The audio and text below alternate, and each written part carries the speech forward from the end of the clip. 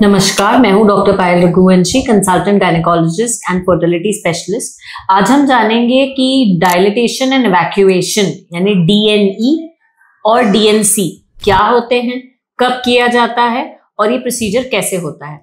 DNC या dilatation and evacuation इसे तब कहा जाता है जब किसी महिला का अबॉर्शन हो जाए यानी गर्भपात हो और वो पूरी तरीके से ना हुआ हो। यानी मान लीजिए महिला को गर्भपात हुआ है और ब्लीडिंग कंटिन्यू हो रही है, ऐसे केसेस में डायलिटेशन और इवैक्यूएशन किया जाता है क्योंकि जो रिटेन प्रोडक्ट्स हैं, मतलब जो गर्भ रहा ठहरा था, वो पूरी तरीके से बच्चादानी से बाहर नहीं आया है। ऐसा कब कब होता है?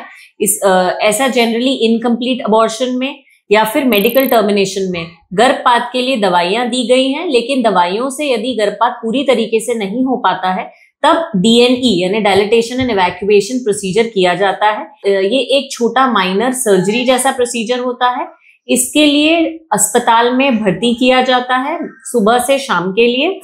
इसमें महिला को बेहोश करके बच्चादानी के मुंह को डायलेट करके यानी सर्विक्स को डायलेट करके इंस्ट्रूमेंट बच्चादानी को डायलेट करके इंस्ट्रूमेंट डाले जाते हैं और इसको सरल भाषा में हम बोलेंगे बच्चादानी की सफाई की जाती है। सफाई मतलब जो रिटेन प्रोडक्ट्स हैं यानी जो गर्भ के छोटे छोटे प्रोडक्ट्स रह जाते हैं उन्हें निकाला जाता है, यानी गर्भाशय की सफाई की जाती है एनेस्थीसिया के अंडर। बेहोशी, ये प्रोसीजर बेहोशी में किया जाता है। इसके बाद पेशेंट्स को शाम तक 3 से 4 घंटे तक अस्पताल में भर्ती रहना होता है और उसके बाद उन्हें डिस्चार्ज कर सकते हैं यदि पेशेंट पूरी तरीके से कंफर्टेबल है तो।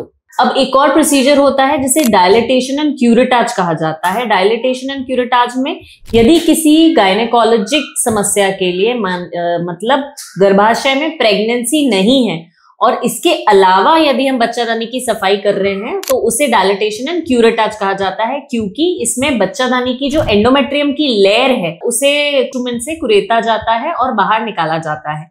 ये DNC का जो प्रोसीजर है ये उन महिलाओं में किया जाता है जिनमें बहुत ज्यादा हैवी ब्लीडिंग हो रही है, बच्चादानी की परत बहुत मोटी बनी हुई है, अनहेल्दी परत है या ब्लीडिंग अनकंट्रोल्ड है। उन केसेस में DNC प्रोसीजर किया जाता है। जो एक्स्ट्रा एंडोमेट्रियम है उसे निकाला जाता है जिससे ब्लीडिंग कंट्रोल हो सके, और इसको जो एंडोमेट्रियम निकली है उसे बायोप्सी के लिए यानी इसको जांच के लिए भेजा जाता है, क्योंकि कभी कभी बहुत हैवी एंडोमेट्रियम में या ज्यादा मोटी परत में एंडोमेट्रियल कैंसर का रिस्क होता है। वो बायोप्सी में ही जब रिपोर्ट आती है उसमें कंफर्म हो सकता है कि वो क्या है। आशा करती हूँ DNC और DNE के प्रोसीजर्स आपको उसका बेसिक नॉलेज मिला होगा। यदि वीडियो पसंद आया हो तो उसे लाइक, सब्सक्राइब और शेयर जरूर करें। धन्यवाद।